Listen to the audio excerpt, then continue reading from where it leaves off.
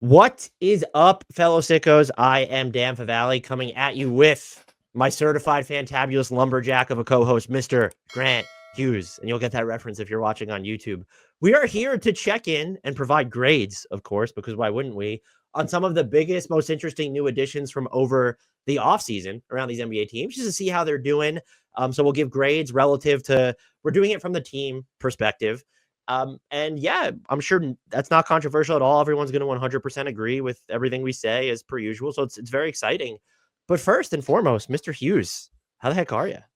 I'm doing well. I wish I had I don't know what lumberjacks say or like what's a good I don't know if I had like an axe handle or something. That would, you wouldn't even need to say anything if you were just holding the axe. Yeah. I have a flannel shirt on if you're just listening. And I had the thought when I put it on this morning of like, this is kind of a lumberjack vibe. And it's the very first thing you said when I popped up on the video. So confirmed. Also, our groupthink continues to be alarming. But we do have some differences of opinion on these grades we're going to talk about. So that's positive. How are you doing? I am spectacular. I'm upset that I'm not wearing a flannel shirt now, so we could at least match and be lumberjacks, or at least having don't they wear the what do you call those beanies? Beanies, I grow a beard would probably be good. Suspenders would really add to the look, I think. If I could grow a beard, that would like a long beard. Mm-hmm. Yeah. Could you grow that out if you wanted to? Like, could you get the long lumberjack beard if you really let it go? I don't think that would be good for anybody, Dan. I don't know. Maybe, yeah. I disagree. Look, if the Warriors win the championship this year, I feel like you should have to grow out a lumberjack beard over the offseason. That's a deal. Done. A deal I'd happily make. Timestamp this, bookmark it, receipt it, save it. Perfect. I'll do it. I'm now rooting for the Warriors to win the NBA title. So there we go. Welcome aboard. Real quickly, how did you went more in depth on this exercise initially than I did, since you were the one that pitched like this concept. How tough was this for you? I mean, well, one, it's tough because we're so early. And so I think that's one thing to kind of flag at this before we get going is like, this is just how things have gone so far. And a couple guys, we won't get to him just yet, but like, Tobias Harris, I had a really bad grade for. It's still bad, but then he goes 6 of 9 from 3 in the most recent game before recording this, and the numbers suddenly look like, oh, that's not so horrible. So it's like anything we're doing at this point in the season, where like a good game and certainly like a hot week is just like it completely changes what you might think. So that's one thing. I kind of went with like, if you acquired this player, what should your reasonable expectations have been for what he would do for you and for your team? And then how closely has reality lined up with like what you expected? So that makes it a little fuzzy because otherwise it'd be like, okay, this guy's 50, 40, 90 averaging 20 points, like A, but and that's going to be an A if anybody were doing that, but it's kind of a little bit case by case ish because for me, it's about expectations and reality and how close they are. Yeah, I would agree. And then I try to consider like, well, what would be if I did it more so if I'm down. I tried to figure, okay, well, what is the argument that I'm too low on this guy? And then I tried to dig into that to see if like, okay, do it. And that bumped a couple grades up for me when I kind of thought macro. That's what's so tough about doing this like 15 games or whatever it is in, but it's fun. And let's get to some grading here. Let's do it. We begin with the leader of minutes played for new additions, Dejounte Murray of the New Orleans Pelicans. No, this is just, we can throw it up there. This is, for me, it's a TBD. And I know you went the same route. Do you think you could make the case that it should be worse than that, given where the Pelicans are? I mean, it's just like, what do you do with the guy? Well, how early? It was at the end of the first game he played, right? It wasn't like immediate, but the Pelicans have had like 6 different eras since then, so I honestly don't remember. This was back in the Dejounte Murray era of the Pelicans. you may or may not remember it. It was mostly October. So he just hasn't played. I don't know. Yeah, it just has to be a TBD. Like, I don't even know what letter grade I would consider for this. I think if you were high, and we'll get to Dyson Daniels at some point, if you were just high on what Dyson Daniels was doing, but he was never going to have the same spacing or agency in New Orleans. I still like the Murray edition overall. So I went TBD as well. I would just be interested if some people are like, oh, that was a mistake. Why did you give him first round picks when it looks like you're gonna have to blow it up? I tend to be higher on Dejounte Murray as a player though than I think most, which also maybe so. I think too, you could just say like whatever you graded the trade from the Pelican side, it might just be your grade here. If because it's not like Murray has done anything to move you up or down from that prior, except and this isn't fair, but like Daniels has been good for the Hawks, so it's like, and the we're not really. The context I'm of the not thinking Pelicans is about very like, much sign people that yeah. day and then start them. All right, let's move on. That was easy. Another really easy one, Isaiah Hartenstein. I know he's played, and it was really kind of fun watching him play. I went TBD. I will say, Grant, and we both went TBD. I will say, I think given the Chet Holmgren injury, you could actually grade this, unless you gave it an A+ to begin with. You could argue that the signing was even smarter. Right. I think so. I mean, we could just give him an A because the one game he's played so far as we're recording this was like exactly what you got. 14 He was diving rebounds on the floor. Yeah. It just was exactly what the Thunder needed. Yeah, that's a good point. It's TBD. Like, this is probably going to be an A, though. It seems like at some point we just can't get there yet off one game. Would you like to care to guess who's next? Did you do Paul George next? I did not. Suck it. Man. Klay Thompson. He's been more divisive than I thought. Like, given how he's played, he's been more divisive when you're considering the discourse around the Mavericks. What have been your thoughts, early impressions on how he's been there?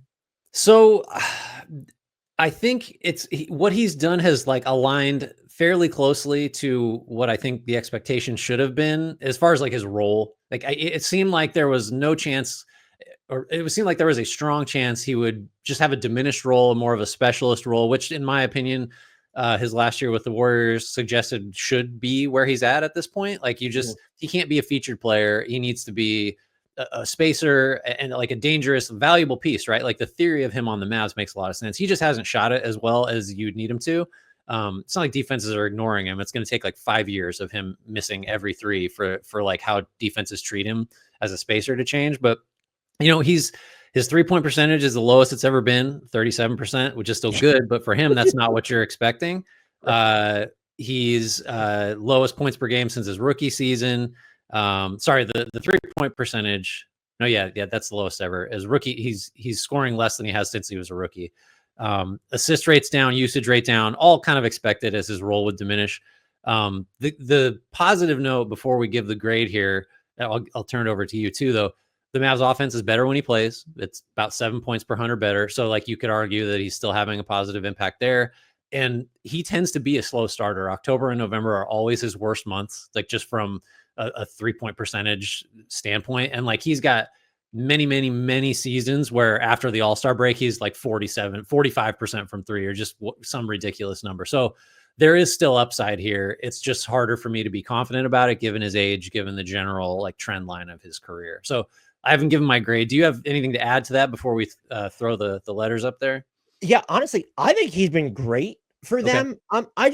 The volume that he's going to shoot it at, like 37% is the lowest of his career, and you'd like to see that come up a little bit. Maybe some of the pull-ups will start to fall. Like he's shooting, I think under 10% on pull-up 3-pointers. That's he's taking almost 2 a game. That's pretty low, Grant. He doesn't have it anymore there. That's just my opinion. But like I do think that the way he's being used is he's not hijacking possessions for the Dallas Mavericks. And so I look at the minutes and the stuff that he opens up for Luka Doncic, and they've kind of decided when Doncic is healthy, we're just gonna tie these guys together. I think he's been fantastic, and that the bigger issue is I don't know that they've done enough to properly insulate him defensively. I know they've dealt with some injuries to PJ Washington and Derrick Lively. Play Klay Thompson next to Daniel Gafford less would just be my advice. And like Derrick Lively's better anyway. I don't like that. He should have been the starter coming into this season for Dallas. So I don't know if Dallas is properly utilizing him less. I do think it's worth a discussion to be like, well, is he the person? We're in the playoffs. Like, do the Dallas Mavericks still need a 5th best player upgrade? Where do you feel comfortable with closing with Klay Thompson or Grimes or Marshall? Or would you prefer any of those options to be like, I don't know if you're going to get better defensively than a Grimes or a Marshall there, but like someone who is going to handle the ball a little bit more if you need them to, because you're not going to trust presumably a healthy PJ Washington to do that.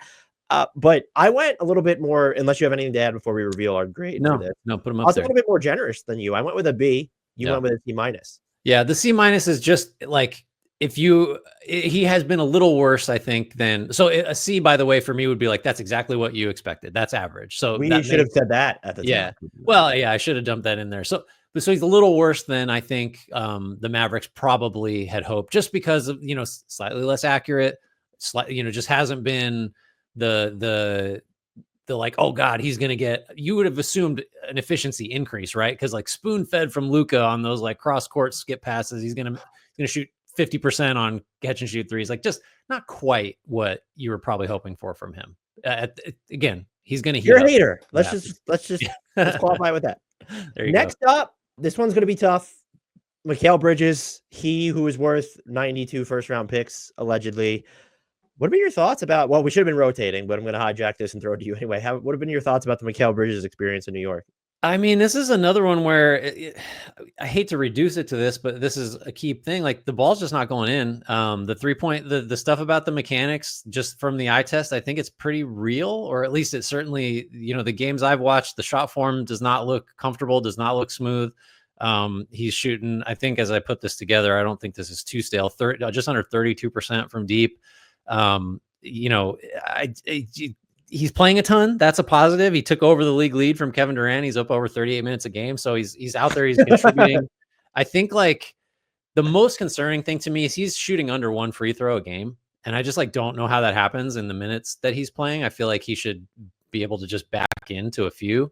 And like, I'll crib this from some Knicks stuff that I've read. Like people aren't super jazzed about his defensive performance relative to what they should not be either. So where is he helping? I in the way, he's not a bad NBA player, but he's not anything close to what like you would have expected him to be. And that's independent of the cost to get him. I'm not really factoring in the cost, which maybe should be part of it, but it has to be. Well, it's from the team perspective. So you gave up X to get, even if you weren't thinking an all NBA player, which normally the package the Knicks would given up would have been something for an all NBA player.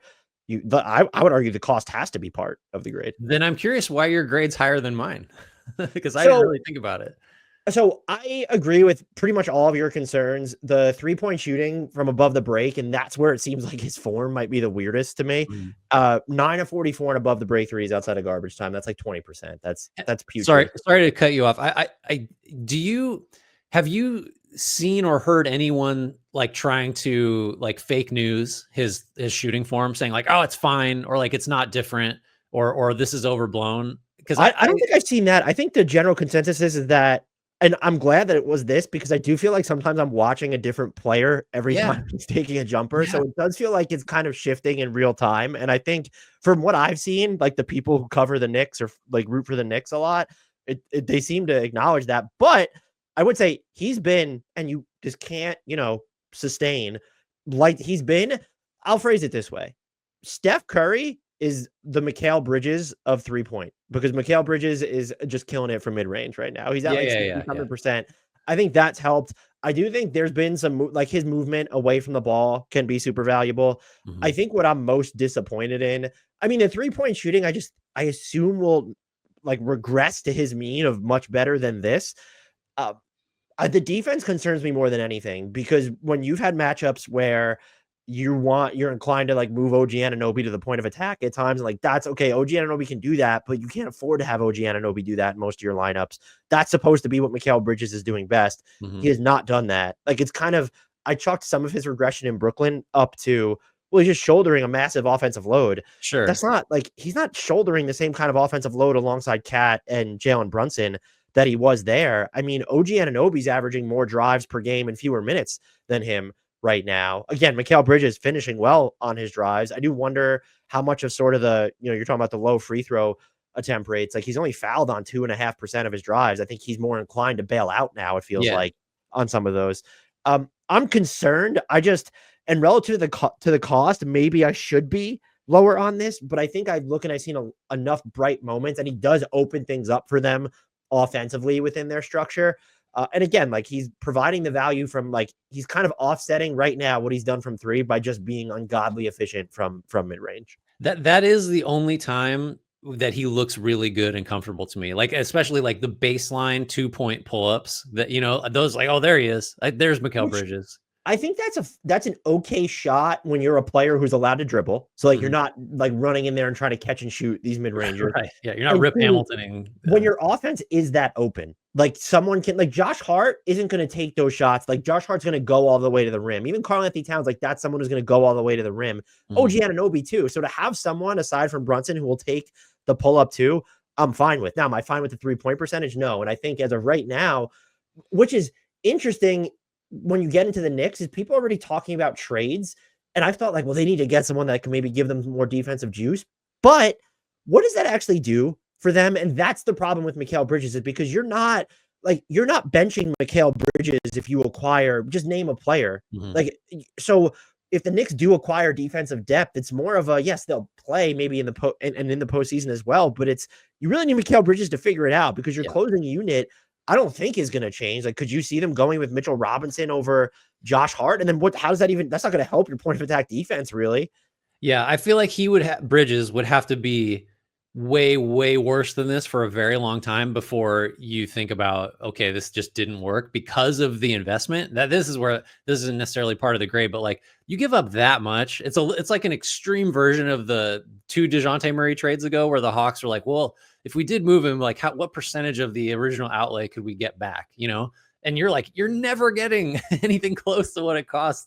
I know you're not talking about trading him specifically, but it's just to say, this is a situation where you just got to wait and hope that he plays better, which could totally happen. We're a month into the season. So my grade is really just a reflection of, and by the way, it's a D+, you got a C-, of just like, he hasn't shot it well and he hasn't defended. And those are the 2 things that you wanted from him. And like, that probably will change, but at the moment he's been not anything close to what you hoped for.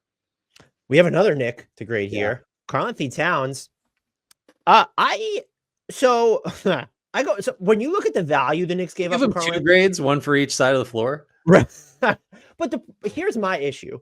You knew what you were getting defensively when you acquired Karl-Anthony Towns. So I don't know how much to penalize. Opponents are shooting like 80% against him at the rim. Like, remember they started out, I think they started 12 of 12. Oh yeah. It was stuff that goes into that, but it was 100% at one point in the year. But like, what was our concern, Grant? That if you put Karl-Anthony Towns in drop coverage a lot of the time, that it wasn't going to hold up that well. And what has happened when he's been in drop coverage a lot of the time? It has not panned out that well. I don't like, how do you grade that? Because offensively, and this is the other thing, I do think he's probably been Brunson's come up. So like, he's been no worse than, because OG has been their best all around player this year, just in case anyone was wondering or didn't know. And then I think Brunson, you still just have to like the defensive attention they throw at him. But like, Towns has been markedly better than Bridges and has done exactly what you would need him to do on the offensive end for the most. But the 3-point volume has come up since like the early portion of the season. And I know that there are still kind of performances where he whacks and wanes.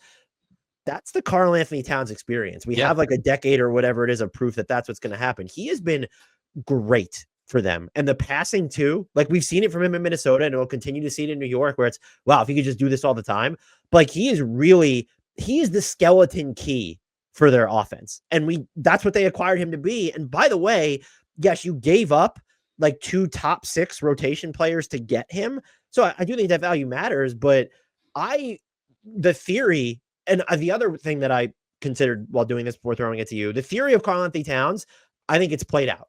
Like pretty much like 90% of it at least is played out on the offensive end. To say that fewer than 20 games into the season, good. And then defensively, I asked myself, would the Knicks be a lot better with Julius Randle and Donte DiVincenzo instead of Karl-Anthony Towns in this rotation, when you also consider Cat's rebounding, but like Mitchell Robinson's not available right now? No, I think for me, like, he's been better offensively than you probably would have hoped, right? Like, he's making half his threes. Like, that's just, is that a lot? That's pretty good. I mean, he could do better. He could make the other half, I guess. Like, that would be impressive. And then he would be converting at the same rate opponents do when he's defending them. At the but rim. Those are only worth 2 points. His would be worth 3. Oh, yes. So you're ahead of 1 point every possession. You're dominating. You're like plus 100 net, right? If you get 100.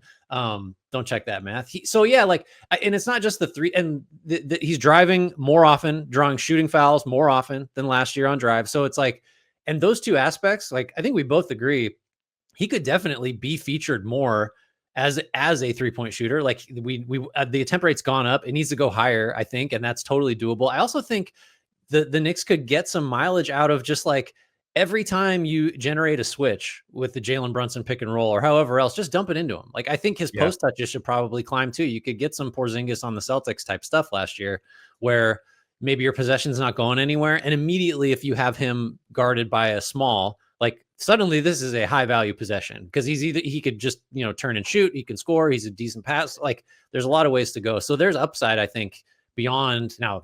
If he shoots 40% from three, oh no, like if he regresses to the mean, like he's still super valuable. I just think there's more here to sort of mine for the Knicks on offense. This is you could throw them up if you want. Like this is an A- for me, and that's factoring in the shitty rim defense because, like you said, Towns has given you what you expected, and for me, it's more than that because of the just insane 3-point accuracy and his value offensively to this team. I've got him as an A-. You've got him as a B+. Like he's been awesome. I think he's been worse defensively than even. I don't know how much of that's a new team, so I did only go B+. The other thing I'm wondering, and this isn't a Karl-Anthony Towns thing, actually part of it I do feel like is even when he's not like when you're working from the outside in, that you could also attack a mismatch that way, which I think he could do a better job of like busting out his arsenal. I've wondered about the post up, so they're generating between points and free throws, like 0.7 fewer than 0.75 points per Karl-Anthony Towns post up, and I'm wondering how much of that has to do with when he's on the court. Generally, they have one close to non-shooter. And then if you're going to throw the way that Mikal Bridges has been shooting from above the break this season, how much value you might be able to squeeze out of that if teams don't care about leaving Josh Hart or leaving Mikal Bridges at this point. So I've thought about, but like that is something they could explore. I think I don't look at that. I don't look at that trade, the Karl-Anthony Towns specifically, as a mistake. And I think my grade might even not be. But I think your grade is, if we had to, I know they're B+, A-, they're close. You might be closer to the right mindset with it overall than even I. And like maybe my opinion of him defensively changed too much last year because he had Rudy Gobert and they could play him in more aggressive spots. I think for me too, like it's likely that the defensive numbers will get better just because especially the rim stuff is so bad. And then that's going to offset when he's not shooting 50+% from three. Like that'll come down. The defense, and it just settles in right around, B+, A- for me. I am so curious how much they play him and Mitchell Robinson together if and when Robinson gets healthy, or if they, even when Precious Achiuwa comes back, I assume they'll play him a ton. And if neither of those guys are coming back, do they trade for a big? And like, it's just the theory, if it's a better rim protector, like let's just say they go get Robert Williams, like they could with Robinson set, maybe there's other moving parts in there. Like, would that be someone they would play next to him? Or is this very much like, no, we just want like kind of another 5 so that we have a better way to stagger minutes? Because I think what helps with Mitchell Robinson, or insert up like defensive oriented big here, that's not a Jericho Sims or an Ariel Hukporti, is just like, well, we'll be great defensively during our bench units. And the theory then is we're just going to, when we have our core guys on the court, hopefully we're good enough defensively, but we're going to have just like an offensive rating that's through the roof. I think it could really work well. I really hope they do try the dual big lineups a lot, because you can imagine the benefits on both ends. Like suddenly Mitchell Robinson's back out there and all those offensive rebounds turn into threes. And now you have Cat for Karl-Anthony Towns. As one of the guys open to shoot threes. And then on defense, like, say what you want about Towns and even Robinson. Certainly Robinson's a better interior defender than Towns is, but like just tons and tons of length is like a really good proxy for good defense. Just like imagine if OG is your 3 and like you've got 2 legit bigs out there, like you're ending every possession after one shot, first of all. And you're just going to be able to be more disruptive, and guys are not going to want to come in the lane just because there's arms everywhere. I do think if they don't try to, I mean, Tibbs will do it, but if they don't try the double bigs, like I'll be pretty disappointed. Yeah, I'm just curious how often they'll go to it. I will say, if you're doing double bigs, that might eradicate a lot of the value you're getting from Mikal Bridges right now from that mid-range area. Just with Mitchell Robinson on the court, even if it's not dual bigs, like that could be an issue for Mikal Bridges at this point. I would say it's a problem if you're worried about certain lineup constructions costing you pull up mid-range 2s. Like, well, I'm just saying that's where he's buttering his bread right now. He's also finishing at the rim too, but I feel like we're going to get into some controversial thoughts on this next one, Grant. Julius Randle / Donte DiVincenzo. This is the first joint one. So when the transactions were linked, or if it was just like, oh, these players are, when we get to the Warriors, we're not just going to grade Buddy Hield. We're going to grade some of these in some. As much as you people want individual Malik Beasley grades, we apologize. Like we'll loop him together with Tobias Harris. So, you want to handle walking us through this one? I keep monopolizing this. I apologize. No. I think this is a tricky one, partly because we're doing 2 different players here. So the Randle breakdown is like, I think he's probably giving you what you wanted or you thought you were going to get offensively. As I put this together, 21.6 points per game, getting you almost 7 boards, 4 assists. Shooting splits are fine, 50, 38, 82. So like that, all of the same Randle stuff applies where like sometimes the ball sticks. He's got a game winner for them. So if we're like, he actually has, gotten them a win. Defensively, he's been bad, and all of the same Randle stuff is applicable there, where he's just like becomes a statue for a second, is just not attentive enough, not impactful defensively, and just wildly like inconsistent in terms of like effort and engagement and stuff like that. That's all just Julius Randle, right? Like that's what you get. And then for DiVincenzo, like last year was such a breakthrough as a 3-point shooter. Has not been that guy. He's done better as a playmaker, I think, by necessity, because Mike Conley has been so bad and they just haven't got a lot of real playmaking options. So his assist rate's up. And he does tend to show up in some of their best lineups if you're filtering out, like, as long as it's over 100 possessions so far this season. So like you can make the case that DiVincenzo is still sometimes positively impactful despite the shooting being down. I don't know, just with how the Wolves have been a disappointment overall, and neither of these guys has like really exceeded expectations. DiVincenzo certainly hasn't. To me, I'll spoil it slightly, this has to be a below average grade. I don't think they've given the Wolves what they hoped for, unless you're really cynical and say their books look a little better like that. But that's not a factor for me.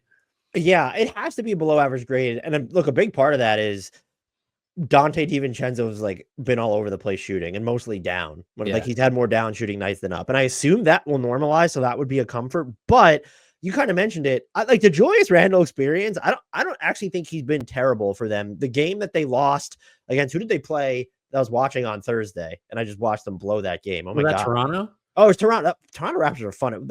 Thank God we recorded that. Sorry, have you seen the stat that the Wolves are the only team that hasn't beaten Toronto? It's like since like 2004 or something like that. Hey, look, they deserve to win that game when you have courts and uniforms like that too, by the way. Absolutely fantastic. That team, by the way, we already did an extensive segment on them. You can go check it out. It was pre-Scotty Barnes returning, obviously. Fun as hell, and the perfect kind of bad insofar as they're still going to be bad. Like they might just be, it's the East, baby. Anything could happen. RJ Barrett. Can we just do a whole pod on RJ Barrett? At some point we might have to. And we can just work in Grady Dick jokes the entire time. I'm skeeting about Dick all the time. If anyone wants to go check us out on Blue Sky. So here's my because they beat the Timberwolves. The Wolves, and I don't know that this is so much on Julius Randle. By the way, I cannot like I've defended Rudy Gobert like pretty ferociously. Let's go with that word if I can't pronounce the other one. Because I thought like people were just like, what is it? I can't stand this dude anymore. Like you're going to pout because you didn't get the ball. Like you're sealing a guy off down. Like no one wants that. Good for you, Julius Randle. And then Julius Randle tries to pass it to him twice and he drops the ball both times. Like, come on, man. I do wonder like how much of this is on the Wolves for just deciding like what Karl-Anthony Towns gave you was that off-ball gravity of, okay, there's going to be space. But by making this trade, it almost feels like, one, you need an Anthony Edwards' 3-point volume to come up because he's integral even more so to just like Julius Randle doesn't have the same off-ball gravity as Karl-Anthony Towns. So if you want him to get going downhill, someone needed to take more threes.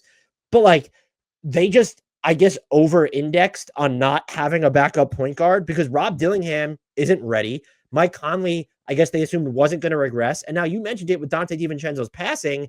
Okay, great. But like, that's not what he should be doing. No. And the other issue is the spacing can be cramped or they're just wild with their passes and their handles. Only the Jazz have a higher turnover rate on drives. Julius Randle and Donte DiVincenzo, spoiler alert, have been among the biggest like culprits there. Rudy Gobert has stone hands still. And I don't know.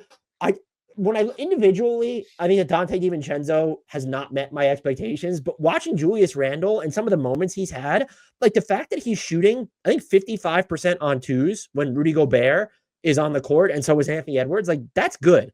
Like, so I feel like would this team be materially different if Towns was on here instead of them? Or do you think some of the backup playmaking stuff always would have come back to snake bite them? It's really interesting. As I was doing this, I was thinking like maybe we just were wrong about how valuable the benefits of these two guys would be to the Wolves, because it does make sense, like just in theory, that okay, DiVincenzo is going to really juice that 3-point volume and spread the floor. So you're getting a lot of the cat stuff from him at a different position.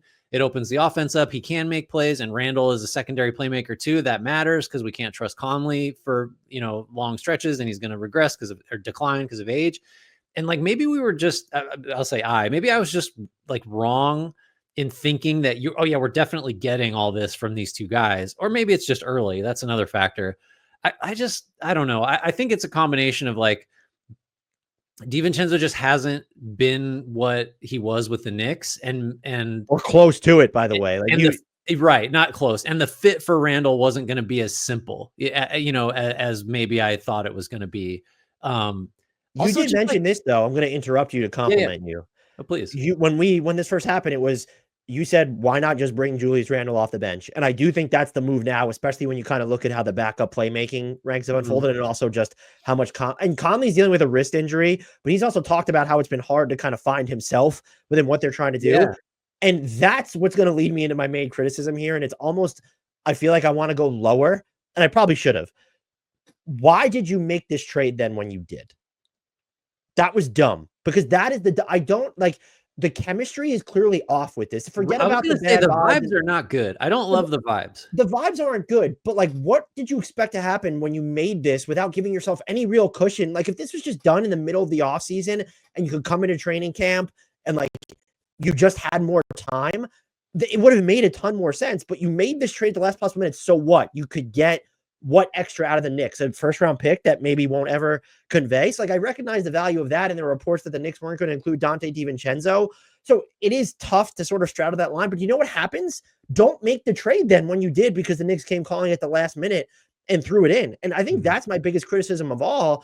And then it's also like, what was the point of the Rob Dillingham trade then? I understand, like, we've seen him play, but like, he's clearly not ready. And I'm not saying he always would have been ready, but if this was always going to be the end result in the regular season with Rob Dillingham, why did you not more effectively go after an actual backup playmaker then, where it's fallen on not just Julius Randle, Donte DiVincenzo, but like a Nickeil Alexander-Walker? And like, even the fact that it's fallen on Donte DiVincenzo at all is wild. Like, he's more of a connective guy, not someone who needs to run your offense. And so my grade is actually kinder than I'm portraying it. I think you could go lower what you did. You gave them a C-. I gave him a C+.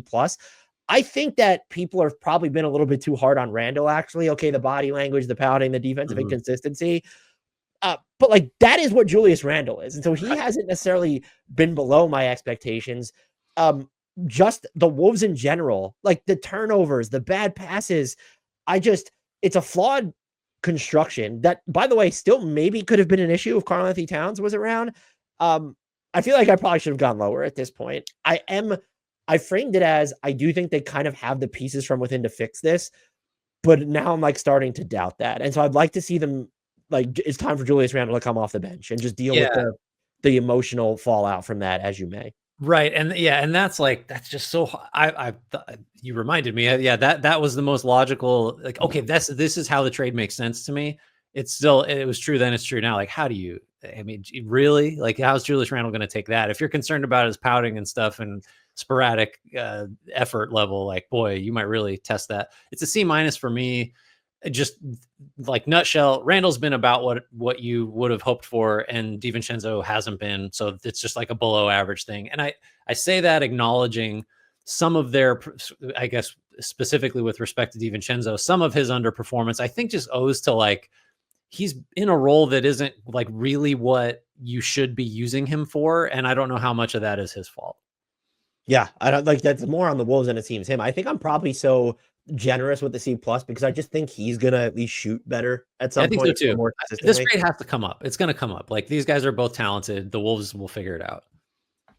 Next up, Grant, DeMar DeRozan and your Sacramento Kings adding DeMar DeRozan. Take it away. Pretty straightforward. He's doing what you need. Like, he and scoring the 22-9 a game, 50% plus from the field, 40% from three. Volume's up a little bit. Before he got hurt, he had a back injury. I think he's due back really soon. If he hasn't, it might be tonight, actually, as we're recording this. Had 36 clutch points, which was number 4 in the league at the time he went down. And obviously De'Aaron Fox has a trillion clutch points. Well, him and De'Aaron Fox in terms of made shots in the clutch, 1 and 2 respectively. Yeah. So just like this is, they have a losing record in crunch time, by the way. But I think the clutch stats questionable officiating. The clutch, right? Dyson Daniels fouled him, right? We're gonna keep talking about that. The package here is just still DeRozan, like still doing exactly what DeMar DeRozan does. Like he's a very smart offensive player. If like limited's too strong of a word, but like there's just certain things he does exceptionally well, certain things he doesn't, and even those ones with 3-point shooting, he's doing well. The defensive stuff is I would say this might be the of the ones we've covered so far. To me, this feels like this is optimistically this is on the high side of like the spectrum of possibilities, but like this is exactly what DeRozan does, who he is, how you should have anticipated he'd fit, but good and bad. Right. And so, by the way, the numbers for anyone who was concerned, we had said like, okay, the spacing is kind of a concern, but the Kings they have the offensive talent to figure it out. Mm-hmm. Sabonis and Fox, when all 3 of these guys share the court, they're both shooting over 67% on twos, while DeRozan's at 56.2%. So it's just like, this is when I push back when people say that NBA offenses are uniform and boring. I understand there's a lot of 3-pointers being taken, but there are literally teams, including the Kings, that are disproving that. And then I disagree with like people thinking there's too much homogeny among NBA offenses because the methods by which these teams might get to the same shots are just so different. But the Kings are we have outliers here and they're making it work. He's done everything that they could have asked from him. I do think I've been impressed that they've been able to limit shots at the rim still when he's been on the court. Like that's kind of the base of their defense. I will also say that he's had some good hands. Like he'll go in there and he'll swipe and he's blocked some shots, but like, I still am concerned with him of just like, if he's going to help away from the corners, you're relying on him to make those reads. We'll see how that holds up in the playoffs. I actually think that you put Harrison Barnes in more of a Harrison Barnes role in San Antonio, and he's looked perfectly fine defensively for me. So I do still have defensive concerns with him. I will say it's very much a testament to, I think, De'Aaron Fox and Keegan Murray, again, have been solid on that end. And I think at some point, Kevin Huerter started the season out really well defensively, which I think helped them. And now I'm kind of looking at it as the lineup with Keon Ellis and Keegan Murray and then the big 3, let's call them, that just might be the cheat code that this team like gives this team contender vibes if they get there this year. You could argue, well, we'd like an upgrade over the Keon Ellis spot in those minutes. Okay, fine. But like, if that's the point you're at. So I've been impressed overall, I think, with some of the core lineups, how they've held serve defensively. I don't necessarily attribute too much of that to DeRozan, who I think is doing a lot of the stuff he didn't. They're insulating him. Like you don't put him, he's a low activity defender. And so they figured out a way to make that work anyway, which is why I'd like to see someone other than like a Kevin Huerter or a Malik Monk in that 5th spot long term. But again, before he was dealing with the back stuff, I think he's definitely exceeded expectations. I think even optimistically, you had to wonder, he's 35, would the efficiency still be there? Yeah. And could there be, especially with De'Aaron Fox, like shooting the hell out of the ball from the paint, would things get a little clunky? And the answer is just no.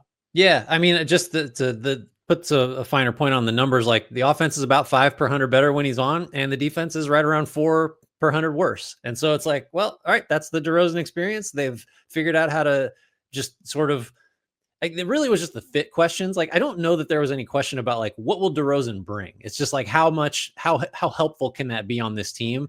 And will the trade-offs be worth it? And so far, yeah, like so to me, if you want to throw the grades up, it's an A-. Like that's just acknowledging, yeah, the defense is a concern, but they've figured out how to work around that. And mostly that's just, he's good enough on offense to offset that.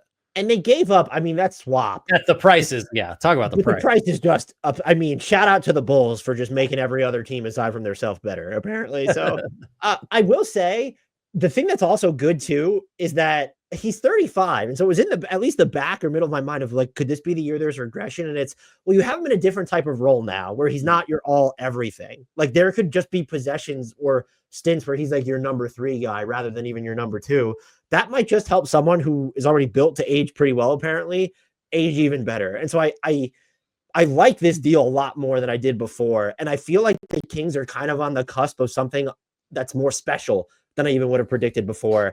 I still think that they can't do, I want to make this clear. I'm just fast. If they fucking do nothing at the trade deadline this year, we tore them one last year. I will tear them 8 new ones this year. Like, this team is good enough. The timeline is now. And like, I really believe that it's not, I do think like the Keon Ellis lineup, like the 5 of those guys, that could end up being the cheat code. But if you want someone who's a little bigger or just like more of an upgrade over that spot, now is the time to go out and get them. Or at least I'll say this season's the time to go out and get them.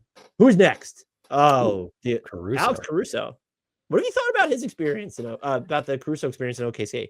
I would note, Dan, that we've spent a lot of time, the collective we in the NBA discussion sphere, talking about Dyson Daniels' deflections and steals and stuff. Alex Caruso is equal per 36 deflections to Dyson Daniels, just not playing as much.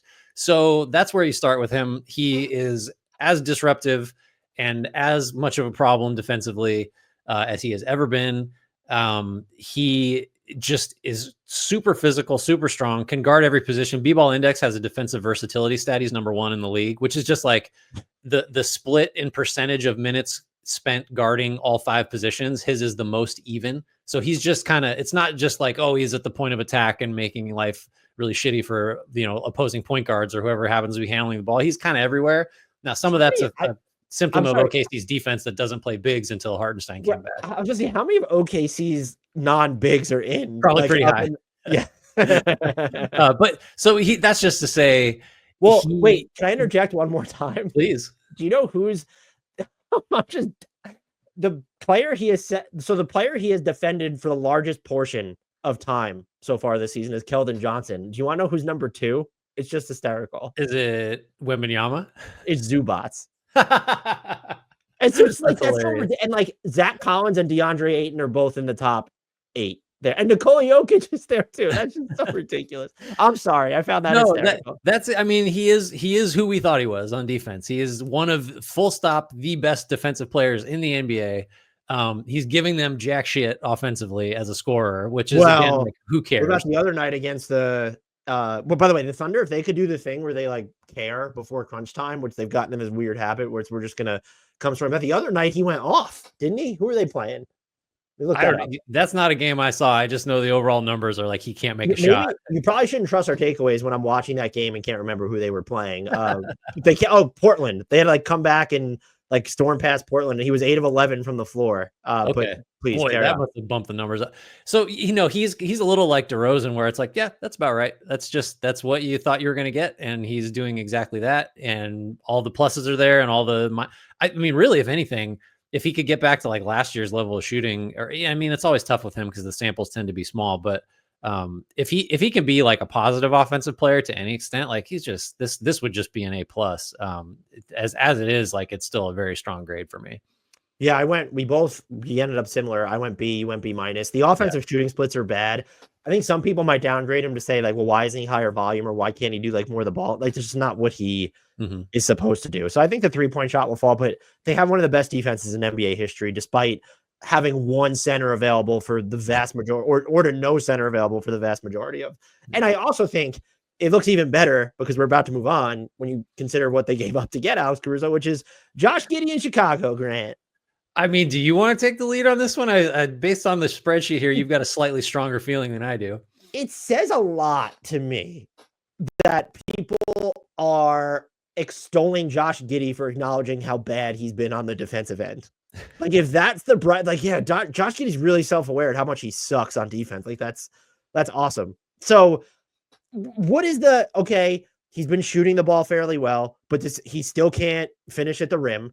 He's not going to generate like advantages. And if he's not going all the way to the rim, like he's not, like, teams aren't going to care if he gets to the floater or the mid range. Defensively, he's just stiff. He's unathletic. He can be a good rebounder, but awesome. Like that, I don't understand. And now you've run yourself, and this isn't, I don't even mean to slam over Josh Giddey specifically. The fact that he's acknowledged how bad he is on defense is cool, but like, if that's what we're latching on to the silver lining of this dude gets it. Awesome. He gets an A for self-awareness, I guess. Maybe he gets an A. Well, I don't know if he should. Well, that's self general awareness, maybe lower. Self-awareness.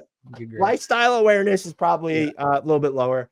So you're the Bulls now. You've now run the danger of here's the two options. Josh Giddey continues playing like this, where he's going to have some numbers and you have to pay him a bunch in restricted free agency, and now you've paid Josh Giddey a bunch of restricted free agency to do what? Mhm. Or do you just let him walk? Or does he end up somewhere else? In which case you gave up your best asset that at one point we know you could have gotten multiple first round picks for. And then this was just a wash. Give me, why isn't this an F trade or F addition right now, Grant? So not to say my grade's high, but I think the positives are the 3-point percentage has climbed yet again for a fourth straight year. He's at 35.6%. So we're just trying to mine some slight positives out of this. And honestly, like I didn't go all the way to a failing grade because this is who he is. This is what you like. Again, I'm maybe too anchored to this idea of like expectation versus reality being like a basis for the grade. Like we expected Josh Giddey to suck, like especially on defense, because that's what he's been and that's what's happened. So like I don't know. I guess I'm just, my level of surprise is extremely low. And so maybe that's why I'm not all the way down at a failing grade. We just throw it up if you want. I gave him a D. You have an F, 3 minuses. I think you could add a couple more potentially, based on your explanation, which I can get behind. Like, well, do you want to know where he's? Honestly, he's been a bit worse. Maybe it's because he was so insulated in OKC at points. That has to be why. Yeah. But he's shooting worse at the rim than I even would have expected. Like Giannis shoots a better percentage at the free throw line than Josh Giddey shoots at the rim. That's a problem. The athleticism is just like, it's not enough. It just really is jumping out. The touch, like from the in-between range, is not there. Yeah. So he's failed to me even by that. Like he's failed to even meet what I thought were the baseline expectations for him, where it's all right, we know he's going to shoot like 58 or 60% at the rim, but it's, oh no, he's at like 49, 50. And there's no really like mid-range threat from which to speak. And it's, oh, okay, cool. Like his 3-point clip is fine, but it's bad. To his credit, he is driving the tank properly. Like they are working at both ends of the floor. And by the way, wouldn't the expectation be that they could at least be as good or better with him on offense when he's in the game? And they have not been. Like their offense has just been better with him off the court so far. And the defense just falls off a cliff. Like that's the other, like it's hard for I guess he's a guard, although like, I don't know. Yeah, we'll call him a guard. It's hard for a guard to match. Although the guys he has to guard are typically not guards. Like he's just has to guard wing. Mortzig Jensen from the NBA podcast, who anyone who listens to this podcast knows we just recorded with, I said like he just wrote a piece about it. He's a power forward. And it's time to kind of realize that, but is he good enough? Like for what he needs to do on offense too? Like if you winnow down his offensive role to more of a power forward role, like it's how do you build your team in the vein of, all right, this guy's a power forward, but we also need him to have the ball on the offensive end. I mean, you evoke the Ben Simmons comparison, which should make nobody comfortable, basically. He should aspire to be Ben Simmons at this point. Just the last thing here, like you touched on it. When the best case scenario potentially is hoping he leaves for nothing, man, that's brutal. Like just as an overall like asset management thing for the Bulls, like that, that's feeling kind of real at this point. So you think Bulls fans should just be hoping that they let him walk, is what you're saying? If the alternative, well, then you have to bring up the like, well, who's going to drive the market up in restricted free agency? Like, I don't know that team is out there. So maybe you bring him back at like a pay rate that is like in line with what he's giving you. I don't know what that number is, but it might be at the point where it's like, you'd rather just have the space than have to pay him. Cause if you have to pay him like a starter, not even a positive, like a plus starter, that might be too much. And like, that's just not a good outcome because you can't turn around and trade him for positive value if you have him at like 20 a year, which I don't think is going to be enough, based on, I don't know, preseason expectations. We should move on. This is a sad story.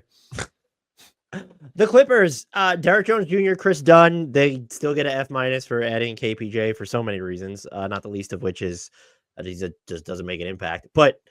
Or Kris Dunn, Derrick Jones, I think Kris Dunn's probably been about what I expected. Derrick Jones Jr. has been way better than I expected. They're killing with the minutes where he's either like they're big or he's playing next to Nicholas Batum and they're co-bigs, however you want to frame it. Destroying those minutes. What is he up to now, Grant, from three? Like 45%? I know they're both in the 40s when I looked the other day. So, I don't know if that will hold. We saw Derrick Jones Jr. pull back last year after starting the season pretty hot from deep, but they are very much part of like the primary fabric of a defensive identity that is actually the was not a meme because it was real life, but did you see the screenshot of where there's just 3 Clippers guys on top of the ball, like of someone, I can't remember who was laying on the floor. Like that's the Clippers defensive identity. And these two have just helped shape the shit out of it. Yeah. I mean, everything that's gone right with the Clippers this year starts on defense, and these two guys are just a huge part of it.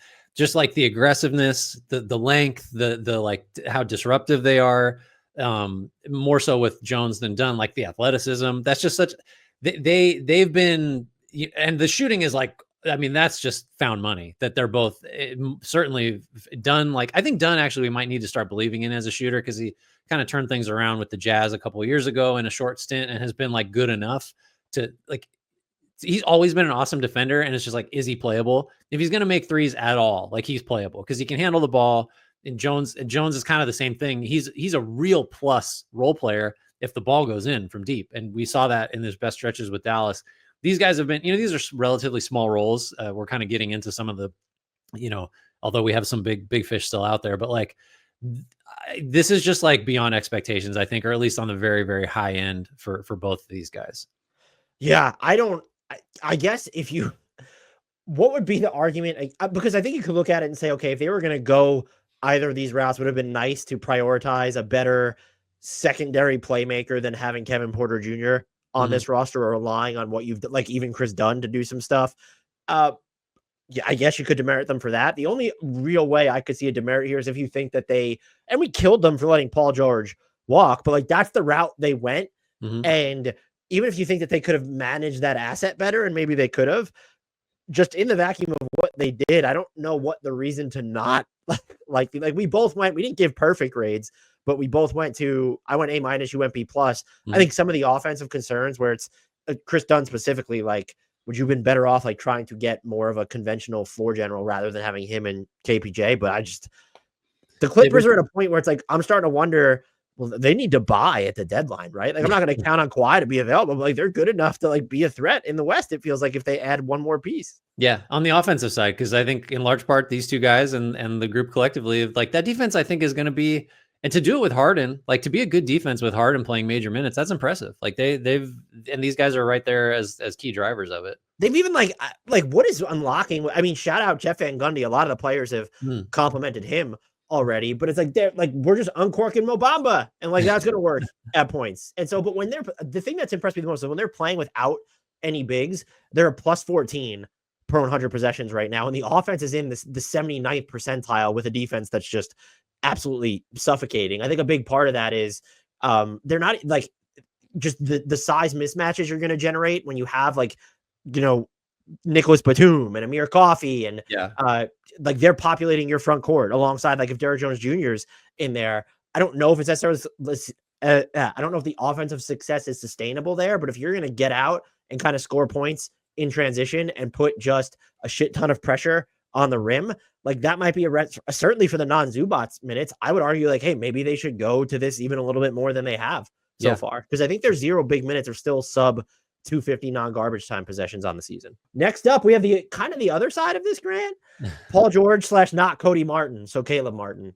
Shout out Discord members will understand that reference. This is tough because I think you could go with a TBD. Yeah. I mean, and I didn't. And I guess maybe I should explain why. It's just like, because you could go with the TBD because Paul George has not played much because he's had 2 left knee hyperextensions. This latest one, sounds like it's going to be a couple games, but either way, like he's been limited, as have many Sixers. I view that as part of the Paul George package. Like this is a guy that what did he average with the Clippers, like 50 games a year or something like that, or there's maybe it's less than that. He averaged like more than 20 absences per year with the Clippers. Yeah, so like that's priced in, man. Like so for me, there's not that much to be determined because it has already been determined that he will miss time. And so that I think, I'm not willing to say that the Sixers made a huge mistake by committing to him, but certainly they should have understood, like with eyes open, that he is not someone, especially as he gets deeper into his 30s, that's going to be there for 60, 70 games. That's just not part of it. So I view it, I don't want to jump on yours and skip over it, but it's a C- for me. because it is just slightly below expectations. Because when he's been on the floor, the numbers aren't great. Like he's down in the mid-teens scoring average. Defensively, I think he hasn't looked quite as good. Like you still see him and you're like, that's Paul George. It's not like he's fallen off to some crazy degree. And a lot of this is hard to judge because the Sixers just, other than the 10 seconds that all three of those guys were available before George suffered that second knee injury, we haven't seen them in the roles they're going to play. So that's why I couldn't get like way down the grade scale. It's just a C- for me. He hasn't been quite as good when he's been out there as probably you would have thought. I went with a C because we're looping we're looping not Cody Martin into this, because it's, you kind of have to grade the Sixers' vision and what was the other road to travel. What did you want them to do? Mm-hmm. And yes, if we have to come back and revisit this, but because he's played so little, Paul George I'm talking about, like it's close. If like before you give it a failing grade, you have to give it a TBD. It'd be different if he had played in most of the games. Like we just flunked Josh Giddey and we've been harsher on the Wolves. Like those dudes have played, and that's why. And so you are baking absences into the Paul George experience. And I don't think, just based off what Embiid said preseason, we clearly know that they weren't going to play these dudes a ton. Mm-hmm. Like they were going to rest them.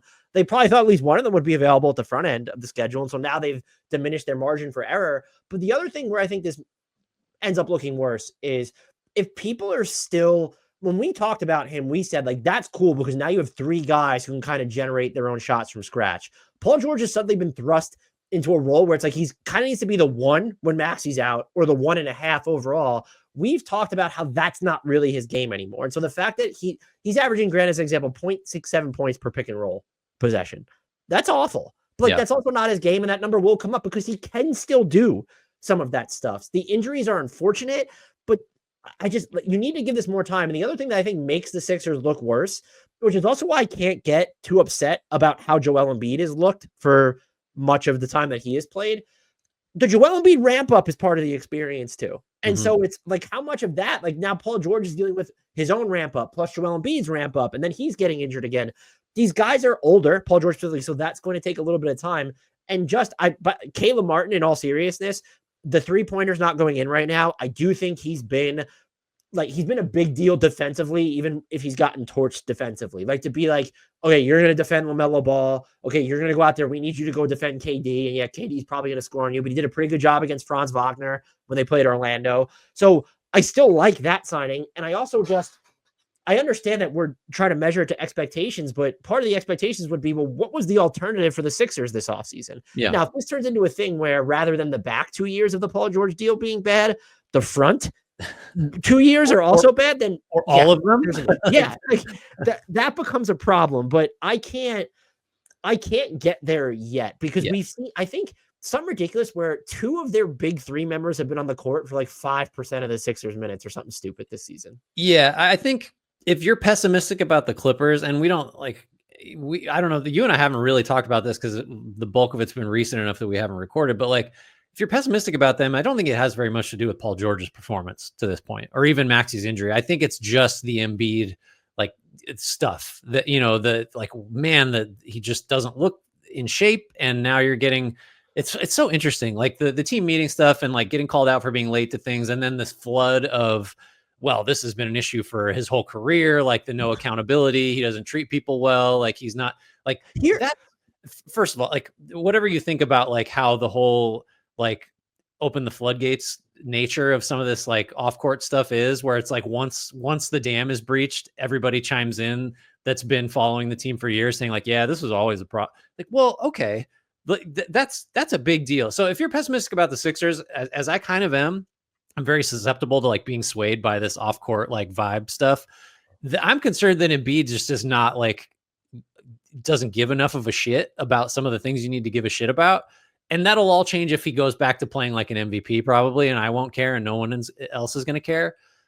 But at his age, might care. The concerns about like the work ethic, the how seriously are you taking keeping yourself in shape and like being a good teammate and being a leader, like that's what I would be pessimistic about, not Paul George hyperextending his knee and like not looking super great in the first month of a 4-year contract. Here's my thing to get into more of the general Sixers stuff. okay, Joel Embiid doesn't look great, but like we have a track record of he needs a ramp up after he's been injured. And I don't understand. What I also don't understand is is it great they needed a team meeting? Obviously not. But like Tyrese Maxey and Joel Embiid are homies. And so the fact that Tyrese Maxey called him out is probably a good thing and an okay thing. The fact that it leaked is the bigger concern, but everyone considers themselves a super sleuth on social media. And it's so let's go back. And I've seen the screenshots floating around about the stories from the process era and how the lack of culture there. We're now what, 2 or 3 front office regimes removed? And like damn near 10 years too. Right. But still, don't blame. If that's an issue, you don't get to blame this on like Daryl Morey's in charge right now. If Joel Embiid's been late to shit, that's Daryl Morey's fault. It's Joel Embiid's fault for sure.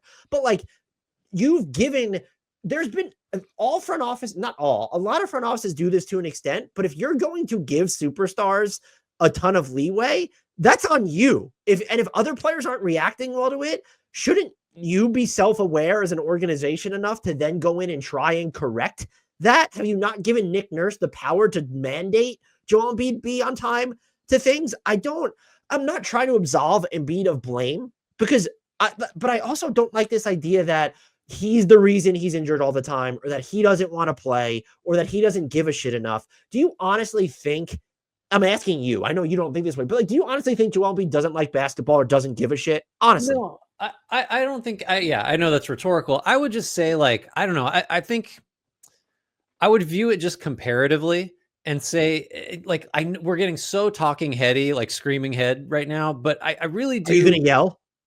No, I'm trying to walk it back, or at least throttle back on it so we don't sound like that, because it's the scourge of our industry. But you don't. There's no way to do this without sounding like a talking head. You don't hear this type of stuff about Nikola Jokic or Jason Tatum or Steph Curry or LeBron. Like it concerns me. It concerns me because like, especially as a player gets older and especially as a player's physical abilities diminish, which I think Embiid's have and will continue to do, because it's just hard for him to stay in shape because of the injuries, which aren't his fault. Like you get hurt, it sucks. Like he started his career hurt. It's just, that's, not because he wants to be hurt or wants to not play. It just happened. And now the effects are you can't be as good as you were. It's harder to be in shape because you can't condition. As you get older, it's harder to keep weight off. Like that's just a real thing. Like, I am very concerned with the concept of a team centered around him now, for leadership reasons, for durability reasons, for just point in his career reasons. And so like, we're way off the Paul George thing. We haven't talked about this. It feels like we should discuss it. Well, let's talk about Paul George turning it into content for his podcast. Well, what would you call that content? Because I really didn't get a lot of incisive. I didn't listen to it. I find he's actually one of the better player podcasters. Yeah, I agree. I just can't. A lot of player podcasts for me, and look, there's a ton of options out there. Listen to You Do You. I just don't find them. I find a lot of them to be like watered down in the sense like you're not going to get a ton of candor there. And like, unless you're just there for the nostalgia of you want to hear like Jeff Teague tell stories about like when he was in that's just not my thing. Like I want to hear more. Like I'm not necessarily a fan of Draymond Green's podcast, but I like that he will go in on current events. But it's also, there's the slant of him complaining about Taylor Jenkins and missing the point of what Taylor Jenkins was complaining about. So I just don't find that. Everyone has their bias, but when it's just, when you have like a financial allegiance or like financial interest in just, I don't know, but I'm concerned, but it's more about, the fragility of this core than do I think there's and maybe there is some leadership stuff behind the scenes, but like if Tyrese Maxey feels emboldened enough to say something, I would view that as encouraging. That's good. Yeah, that's good for sure. If Embiid can be told that, like that's better than the alternative where like not only is your best player like not doing the best from a tone setting example, but also you can't tell him shit. Like that's the double whammy where you have a real problem. So yeah, I would concede that it is a positive that Maxey is able to do that, and Embiid can at least outwardly be receptive and accountable. It's a problem this deep into a really great player's career that like this is the stuff we're dealing with. Like he's not a good leader. Like that stands out to me as I'm flagging. I'm putting a flag, and like that is a real concern for me going forward. I think it's fair. I guess I'm more inclined to say the team obviously would then know this is an issue, and the fact that they've done nothing to address it. This is more of like a Sixers issue than a Joel Embiid issue, because he's then been enabled. And yes, and the health part of it is a factor because if he's healthy and playing well, like we're not discussing this. Like that's just it's not on the table. Which he's, by the way, I just want to reemphasize. There's always we saw it in the Olympics where it's like he was slow to ramped up, look out of shape. He wasn't great by the end of it, but he did play better. He's just going to play better as he plays his way into shape. Like how many times have we seen this movie before, Grant? Right. Like we know it's going to happen. Next up, the big one, Lindy Waters III. This was tough. What'd you go with? When you put this on here, I was like, really? Yeah, he gets his own grade. It's just like he's cooled off and hasn't. I forget which game it was, but we were both I was over the moon. It's like, this is hilarious that the Warriors got this guy as a 13th man. He's like a 7th man on a good team. He's been great. Give him an A. It's just a good story. I mean, he has like a couple highlight like blocks and steals, and then he's thrown some nifty passes and it's an A. I mean, he would honestly, I think he should be the 4th man on the Warriors, but that's neither here nor there. So the actual Golden State Warriors additions, Buddy Hield, D'Anthony Melton, who's now going to miss the rest of the season after ACL surgery, and then Kyle Anderson. I mean, but we could get into the grades here before. I'm just going to throw them up. We both gave them an A. Yeah. I don't know how you go any other direction. I will say if you wanted to go the route of, well, D'Anthony Melton's going to miss the season, wasn't available, they knew he'd be injured, they burned their whole mid-level on him. 2 things.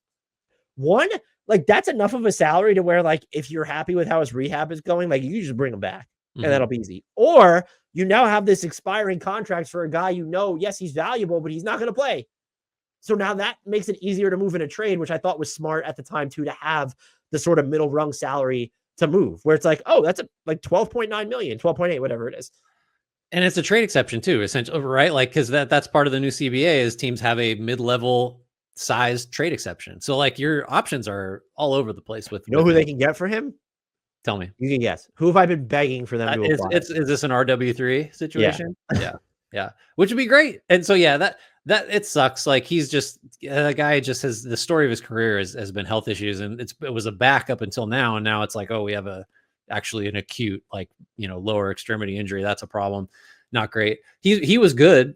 He was not the best of their new acquisitions, I don't think. Buddy Hield has just like made every 3.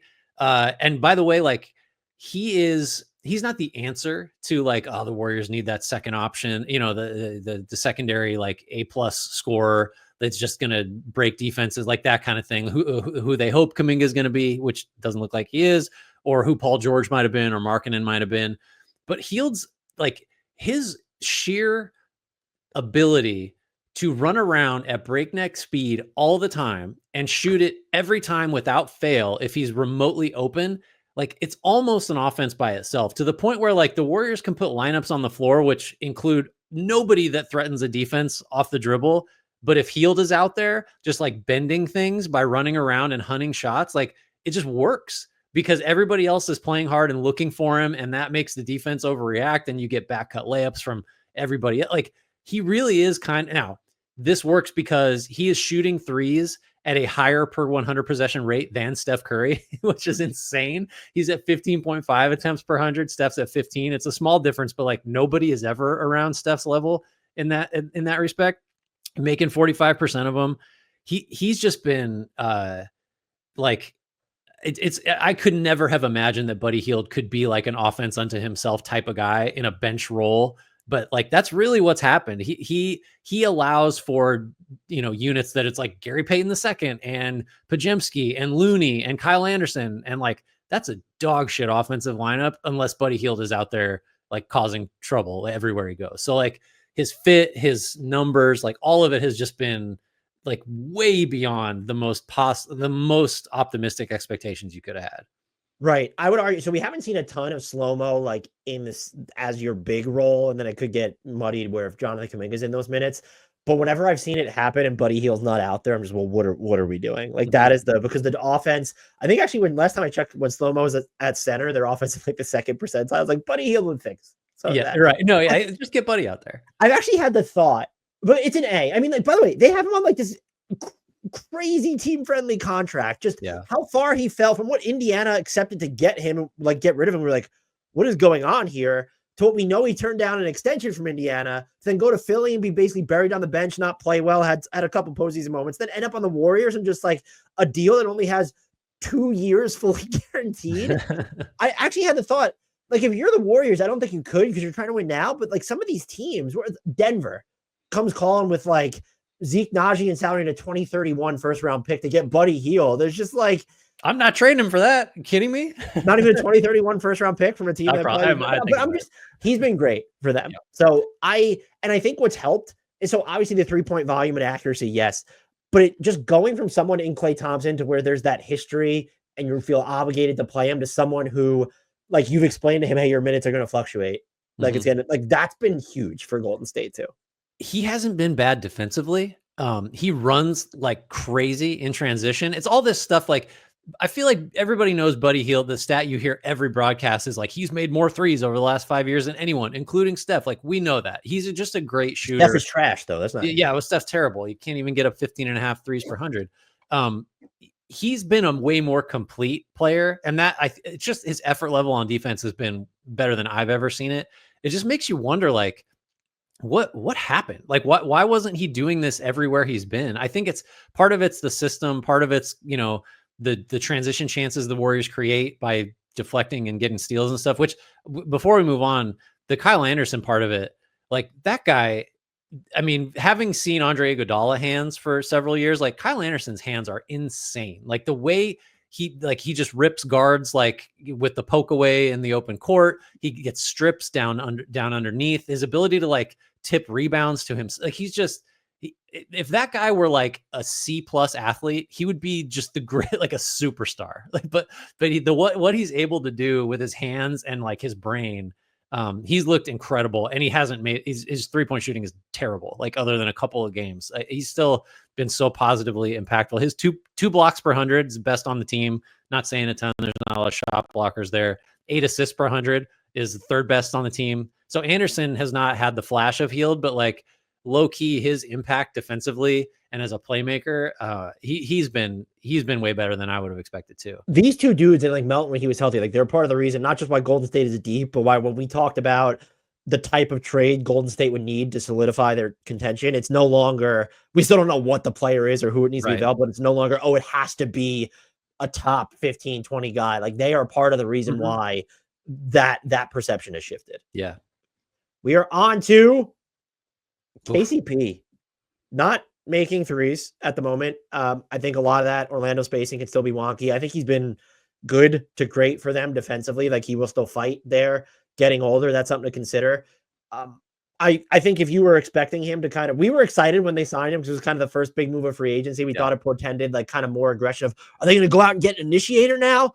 They did not. They have Franz Wagner, who we might have to do some mea culpas on Franz Wagner. We might have to talk about how his extension looks about as good as anybody's but Evan Mobley's. Someone already commented on that thing. When I get like the notifications, this didn't age well 2 weeks later. Okay, awesome. Like, we're in the business of takes. We're going to be, I like when people like, gotcha, you were wrong. Awesome. I've been pretty disappointed with him offensively. Where are you at? I'm there, just because like this is a 3-and-D shooting guard / wing that is on a team that has more than enough great defenders. So if the three is not falling, which it is not, I'm at 23% on the year. Is that do you have your own? Together? Do you have like your own proprietary data on, or actually rounded up? It's 22.9. I was trying to be kind. That's the one thing that Orlando really needed more so than the defense, because like you have Jalen Suggs, you have Jonathan Isaac, you have Anthony Black, you have plenty of that. So if you're not making threes, it's not just that you're not delivering like half of what the Magic wanted you for.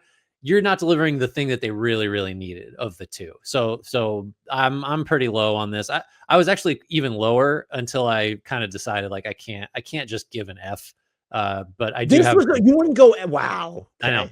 Well, I feel that strongly about like Orlando needed shooting and scoring, and he's just not delivering that. So it's partly situational, but I gave him a D, and you got a C-. Yeah, just the thing that I think can give you hope is he is shooting under 25% on wide open threes. It'll get better. Yeah. It'll be better. So, but that's just the reason if you took him off this team, they're still one of the best defenses in the league. I would argue. That's So a good way to put it. Like, he hasn't made a difference, really, right? Like, because they can just substitute the defense that he provides from other guys. Jalen Suggs feels like he's like, it's definitely helped. It's made everyone else's life easier, but you didn't need to do that. Right. And it's not like Jalen Suggs has parlayed his life being streamlined on the defensive end. Like he's made this huge offensive efficiency leap. Like he's at, what is he at from three? He's been pretty low this season. Isn't he still low? Unless I'm misremembering. So I just been pretty good on drives though, but neither here nor there. Yeah. I think as of right now, this signing has not panned out, but I think it'll get better. About this signing, Grant, Russell Westbrook. So for the minimum, by the way, and I think like, this is another situational one where you can't just focus on, well, Jokic has been out for personal reasons. So like I think in general, his ability to be like a decent innings eater and a better facilitator really than I would have thought, just coming off the last few years of his career. He has the highest assist to usage rate that he's seen since the Washington days, the halcyon days of Russell Westbrook, Washington Wizard. Which is still something, and second highest of his career. So it's like assist to usage, just the shorthand is like, how much do you have the ball measured against how often are you logging assists? And so like, if the criticism of Westbrook is that, oh, he's pounding the dribble, or oh, he's just like going into, driving to nowhere and nothing's happening.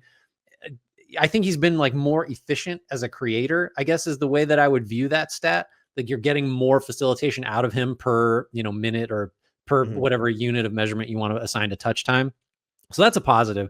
And he's been the good energy, all this. Like, I'm not a Westbrook fan. Anyone who's listened to us talk about him, it's just like, I think he's done more harm than good in a lot of his most recent stops.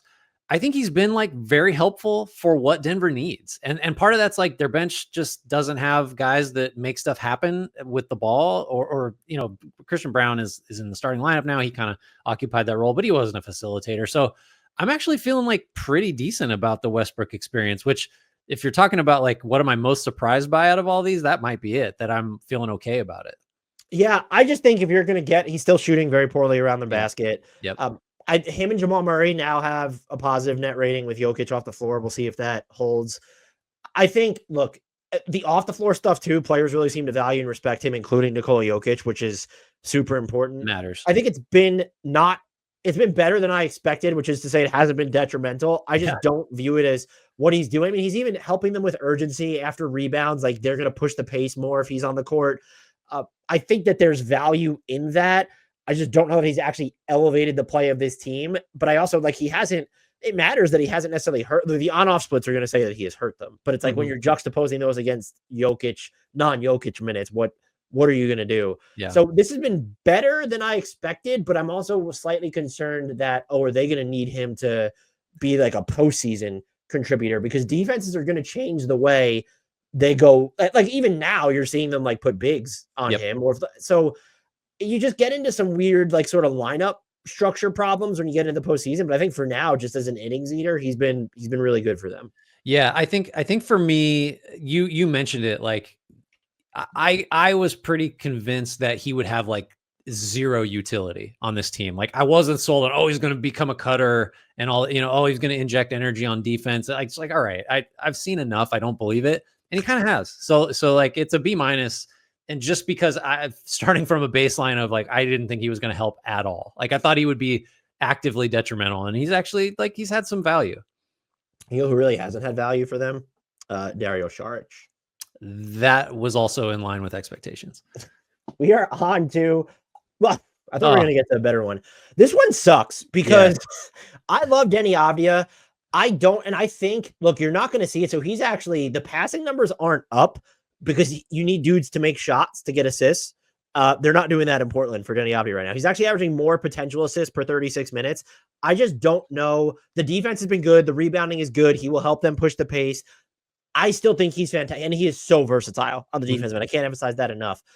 Maybe the three-point shooting comes around. I don't understand, even though I'm optimistic on Deni Avdija, and I could have gone lower here. Why did you give up what you did for Deni Avdija if this is how you were going to use him, or if this is the supporting cast you were going to stick with? I want to give Portland the benefit of the doubt through the trade deadline to say, okay, the makeup of their team will look different. But as of right now, and they have just a bunch of dudes. They're, what do we call them? Stacked. They're sneakily stacked, even though they're not one of the best teams. I don't love the way that they're using Deni Avdija on offense. So it's funny, in my notes, I also had, God, I love this guy. Like right before my shitty grade. I still, he is a really, really extreme example of like, he's just a make or miss player because he does so many things I really love on both ends.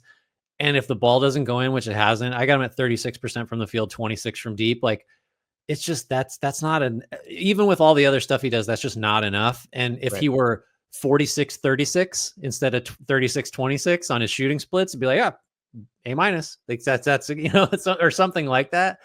I think it's going to get better. I still believe in him as a really good two-way threat. It just, the ball's not going in. Like, I'd love to have more like trenchant analysis than that, but if you can't be shooting under 40% from the field and 30% from three and get a good grade. I think, honestly, I think the biggest thing, and this is on him to some extent too, because you'd like him to be more dynamic. Like, there's just, when he's in the lane, there's just not the room to operate that he even had in Washington. Like you're seeing, I think he's shooting like 52% at the rim or something ridiculously bad and 26% from floater range. And so like, that's it. I when I look at that, I feel like it's more of an issue of the environment in which he's playing. Not that the Blazers are a dysfunctional team, but more so that this is not a team that, I mean, you see it with Scoot, you see it with other guys on the team where it's, you're not going to maximize their efficiency when you have such poor spacing in general around them. I think what doubly concerns me is like, this sort of was the question with him. Like, really, was the shooting from last year legit, or is he going to go back to being the guy that we always would say, like, God, if he could just make more shots, like what a player this is. I mean, yeah, I mean, 26% is closer to his career average than the 38% he shot last year. So that's the worry, is like, we had the outlier year and now this is just kind of what he is. He's still young enough. And like, just the fact that the flash was in there for a year, it's like, okay, I'm not giving up by any stretch. It worries me a little extra when like the flaw that is showing up is the exact flaw that was kind of the concern for a long time. So I'm giving him a D. I feel terrible. Again, we've reemphasized several times we love Deni Avdija. And it's also, this is as of now, like, you give me the argument for it not, like, I gave him a C-. Give me the argument for being a lot better as of right now in this moment. And I'm going to tell you the argument, if you want to go C and say this is what you expected, okay, fine. But then you don't love him like we do. If this is what you expected, get out of here. Ooh, Dyson Daniels. This is looking pretty good. I will say, but like, we always knew that he could be this shutdown defender. I think he's done offensively and they've used him kind of in those like point guard situations. We saw that a little bit in New Orleans. The biggest difference I see from him is that he is more physical, better at finishing through contact. His takeoff points aren't as bailouty sometimes. Like, we always knew he kind of had that floater, but like, he's coming at it from different angles now and just seems more confident. He's also not settling for the floor. Like, he will go and try and finish at the basket more. And I think that is big time for the Hawks. And I also think, we just mentioned with the Blazers, the benefit of spacing, Grant, like Atlanta does have a better spatial structure than he was working with in a lot of his New Orleans lineups. Now, do I expect him to shoot 60+% on floaters forever? No. And that's why I think the grade right now is good. The theory of what it does for the Hawks moving forward, where it's, oh, like, you have him and Zachary Reed. Like, we're dealing with some 2 perimeter building blocks now. Jalen Johnson's there. Yeah. We still have Trae Young. Like, there's a lot of stuff you could do. I still don't know how he's best deployed on offense, because if you want to use him in higher volume alongside Trae Young, the progression of Trae Young doing more away from the ball, which Quinn Snyder says has been a focus, that will need to continue and exponentially, because the alternative would be, well, Dyson Daniels is going to become a threat as a jump shooter. And like, even now he looks a little bit more comfortable getting them off. I haven't seen anything that makes me think defenses are close to caring. No, the offense, even though this has been by far his best offensive season, both in terms of like volume and just how it looks, I do, that is what everyone's focused on. Like, he's shooting him, he looks more confident. And then it's like, well, he's also just not making anything. I don't know what the offense is going to look like. It's just the way that he moves around and the way that he tries to score. It's just like, that doesn't seem comfortable. That's like just not what he's out there to do, even though the results have been better. He's averaging just under 15 a game. I went really high on this grade because I think this guy, if he's not already, is just going to be in the conversation for years as like, he's just the best perimeter defender in the NBA. Like, the numbers are insane. The deflections, the steal, like he's probably not going to do it. But like, he really might finish with like a top 5 like total steals season in NBA history. Like there's some insane numbers, like over 300 steals is the all-time record. Like that's, you just can't get, unless you have a very friendly home scorer, you just like can't get there, I don't think, in the modern era. But he's leading the league at over 3 per game, and the deflections are unbelievable. If you watch a game of him, they just played the Warriors and he was on Steph Curry, and I've never seen anyone make it look harder for Steph to get open and couldn't do anything with the ball, like in a straight one-on-one matchup. It's just like, he is so smothering. The reach from behind, like poke away steals. Like I've never seen anyone get away with doing that as often as he does. Like it's a real weapon. Like you beat Dyson Daniels and it's like a Chuck Norris thing. It's like, if you can see him, what's the joke? Like if you can see Chuck Norris, he can see you, and if you can't see him, you're seconds from death. It's like, if you've gotten around Dyson Daniels, you're still fucked. Like he's just gonna poke it away. Like you don't ever actually beat him. So he's an A- for me. You got the same grade. I just like, anytime you have someone that might be the best at a thing, which in this case is perimeter defense, which is super valuable, it's got to be an A range grade. And that's acknowledging the offense, I think, is a little suspect. Right. And this grade could go down then, because if you have that guy, but he becomes such a like ultra specific fit that it becomes difficult to build around him or put him in a larger context. I will say, and again, he was just used in New Orleans different. His role was smaller. I think Atlanta, he's not fair good in these situations, but like using him as the screener more, like I really think he's strong and he's big. So I really feel like that could be sort of a future for him where, hey, if you can use him as a primary ball handler or a screener and he just never has the jump shot, that ends up being like a super positive player. You can use him like Draymond if you want. Like he's just up there doing handoffs and stuff, and he's 6'8" and can guard 4 positions pretty he's so good on defense that you just like, you got to find a way to just like whatever his offensive role ultimately looks like, you've got to keep him on the floor. And it's the fact that even if you think you would have preferred the Hawks to prioritize picks, the fact that they could have, I'm not saying he's going to be a star, but you could look at them and say like, they might have 4 building block type players. Daniels is one of them. You didn't view him in that vein when you acquired him. No. Yeah, he's just the God. He's so good defensively. We close things with Chris Paul. Grant, how you feel about him in San Antonio? I mean, real quick, the like, oh, he's gonna get Wemby 7 pick and roll dunks a game. That hasn't manifested. But very interesting article on ESPN. I forget, it might have been Michael Wright. I can't remember who wrote it. The stat in there just talking about kind of like the versatility of and this is partly attributable to Wemby, but like the versatility with which Paul is getting him the ball. He's assisted on 98 of Wemby's 295 points this season. That's the most assisted by one passer to one scorer in the league this year. So like he's delivering, just not exactly in the way that was expected. The ball's going in enough as a jump shooter, just under 40%. His 3-point volume. I'm sorry. Getting up 5 a game. Yeah. That's huge. No, he's been better than I expected. But just not in the way that I expected, because the Spurs aren't spamming pick and rolls that get Wemby dunks, but it's still working. Look, Stephon Castle learning under him too is just terrifying. I love like I've just come to see do a Steph Castle pod at some point. I'm in. Yeah. So I think, how do you not give this an A? Like just the impact he's having on those dudes. And then he's an expiring salary if it doesn't work out. And he seems to be happy, and they're not like near the top of the West. I know they're still in it. I loved, but we probably could have given it an A. We gave it a B. I gave it a B, but the 3-point volume was a big one. I got a B plus. I don't know what you're talking, what spreadsheet you're looking at. He's been really good. This is another one of those that like, is this going to be sustainable? Can he hold up at this age for the full season? Maybe not, but just to this point, he's been hugely helpful. And in particular to Victor Wembanyama, which is the only thing that matters in terms of like your impact on the Spurs at this point.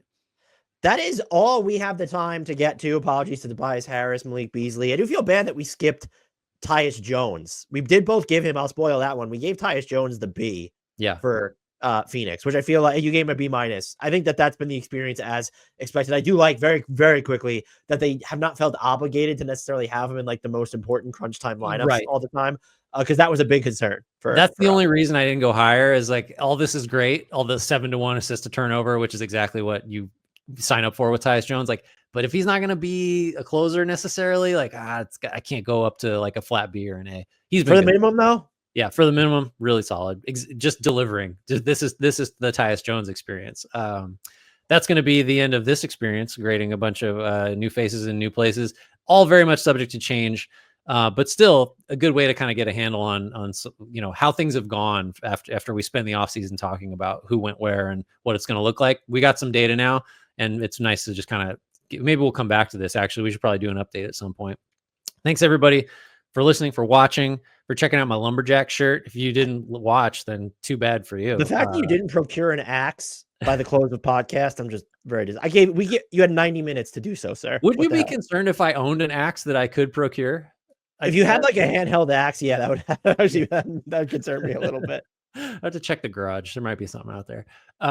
If you haven't already, rate, review, subscribe, give us a thumbs up, comment on YouTube, help the algorithm love us back. Tell your friends about the podcast, tell your enemies about the podcast, and shouts to Frank Ntilikina and apologies to Jared Allen.